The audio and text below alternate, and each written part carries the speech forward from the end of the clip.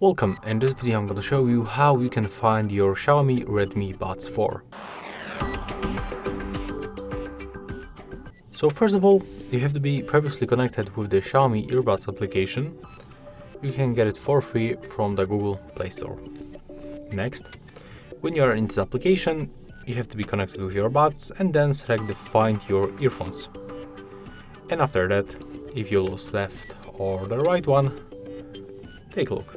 You just press on this one that you lost and it will make sound like that. When you find it and put back to the case, it will stop making this sound. So that's how it works, and for sure it only works when you previously be connected with the earbuds, so be sure to enable this function because it's very useful. So that's all for this video. If you find it helpful, remember to leave a like, comment and subscribe to our channel.